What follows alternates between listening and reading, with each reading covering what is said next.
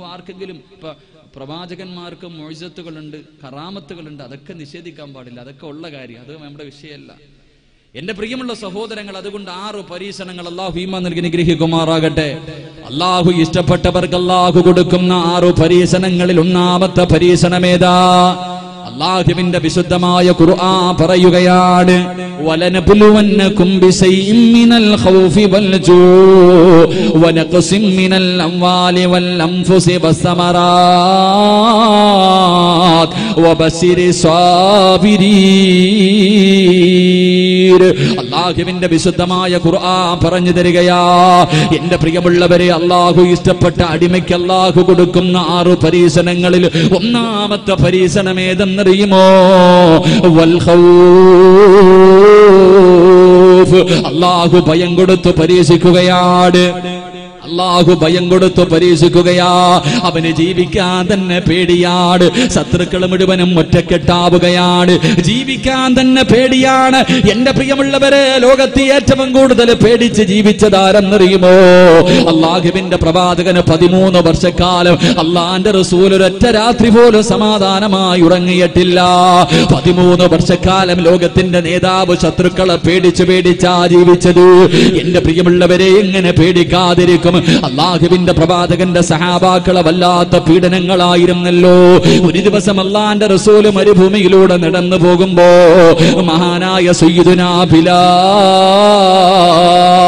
ബിലാൽ റളിയല്ലാഹു തആല അൻഹു പടച്ചവനെ മുസ്ലിമായതിന്റെ പേരിൽ വസ്ത്രങ്ങൾ മുഴുവനും അടിച്ചു മാറ്റിയിട്ട് മരുഭൂമിയുടെ മടിത്തട്ടിൽ മലർത്തി കിടത്തിയിട്ട് കരിമ്പാറയെടുത്ത് തന്റെ നെഞ്ചത്ത് വെച്ചിട്ട് ചാട്ടപാറ കൊണ്ട് തന്റെ യജമാനന്മാര് തല്ലിച്ചതച്ചു കൊണ്ടിരിക്കുമ്പോ ബിലാൽ തങ്ങൾ പറയുന്നു, എനിക്ക് കുടിക്കാൻ അല്പം വെള്ളം തരുമോ?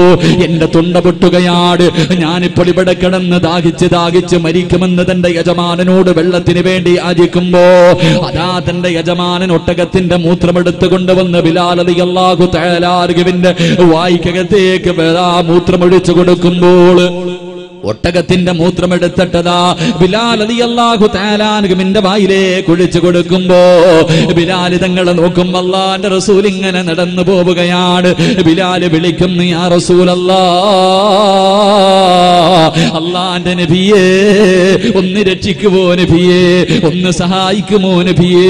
അല്ലാഹുവിന്റെ പ്രവാചകൻ പറയുന്നു, ബിലാലേ, ശമിക്കു ബിലാലേ.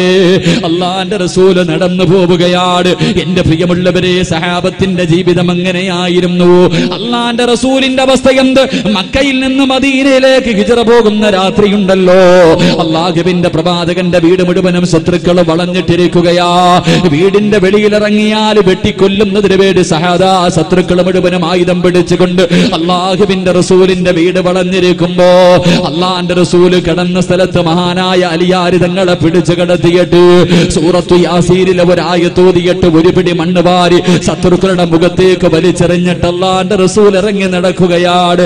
ഇങ്ങനെ നടന്നു പോകുമ്പോ മഹാനായ സയ്യിദുനാ അബൂബക്കർ സിദ്ദീഖ് റളിയല്ലാഹു തആല അൻഹു അല്ലാഹുവിന്റെ റസൂലിന്റെ കയ്യിൽ പിടിച്ചിട്ട് പറയുന്നു, യാ റസൂലല്ലാഹ്, മരുഭൂമിയിലൂടെ നടക്കല്ല നബിയേ, മരുഭൂമിയിലൂടെ നടക്കല്ല നബിയേ. അങ്ങയുടെ കാൽപാടുകൾ പിന്തുടർന്നുകൊണ്ട് ശത്രുക്കൾ നമ്മളെ വന്ന് പിടിക്കും നബിയേ. എന്റെ ചുമലിലേക്ക് കേറി നബിയേ. അല്ലാഹുവിന്റെ പ്രവാചകനെ തന്റെ ചുമലിലേക്ക് കയറ്റിയിട്ട് അബൂബക്കർ സിദ്ദീഖ് തങ്ങൾ നടക്കുകയാണ്. അല്ലാഹുവേ, തോളിൽ വെച്ചുകൊണ്ട് കുറച്ച് മുന്നോട്ട് നടക്കുക, പിന്നെ തിരിച്ചു വന്ന് പാടുകൾ മുഴുവനും മായിച്ചു കളയുകയാ.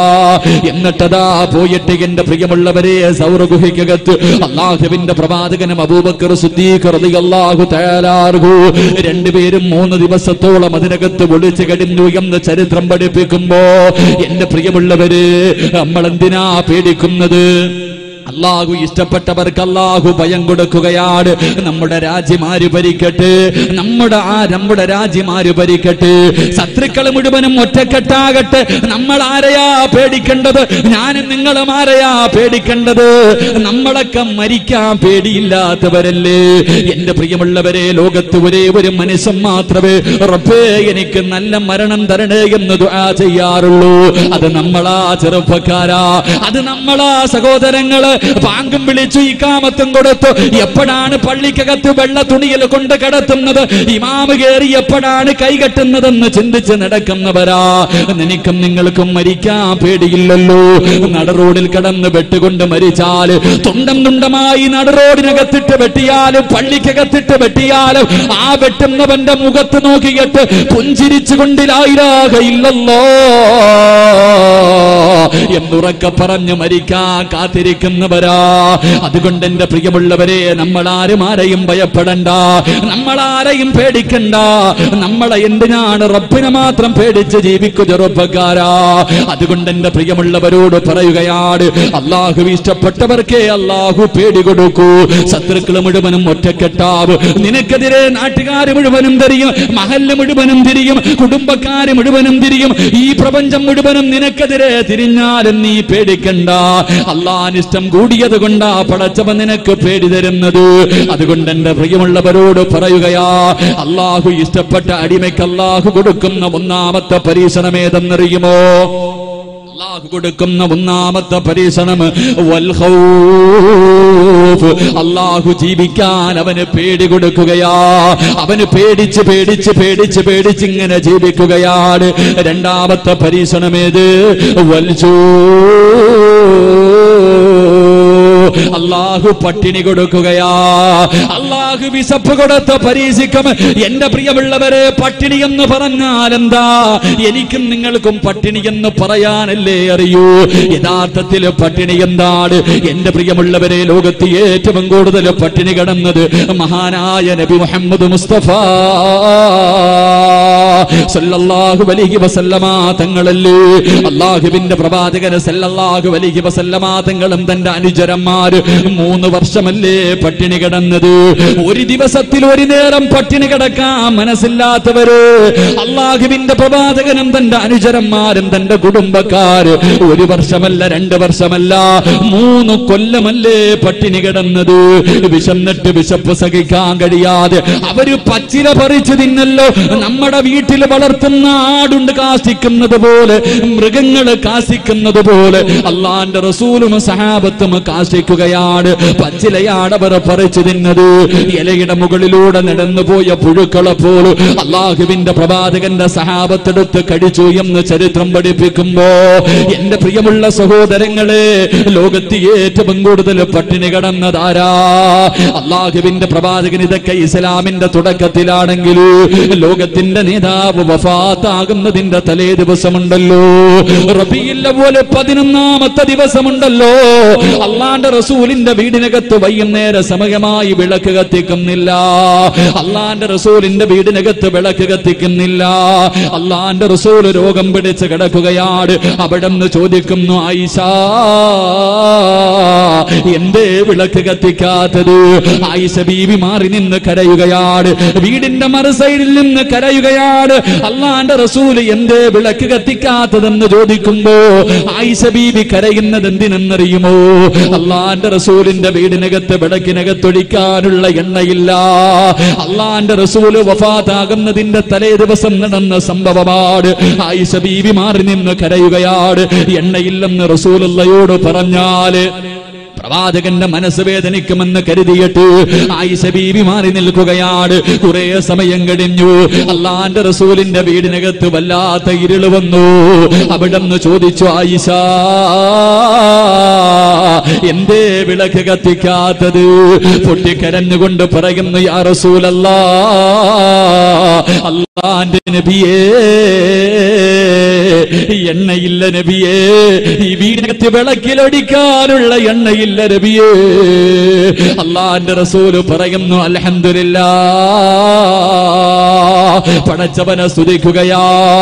എന്റെ പ്രിയമുള്ളവരെ, പ്രവാചകന്റെ കുടുംബത്തിന്റെ അവസ്ഥ ഇതായിരുന്നു.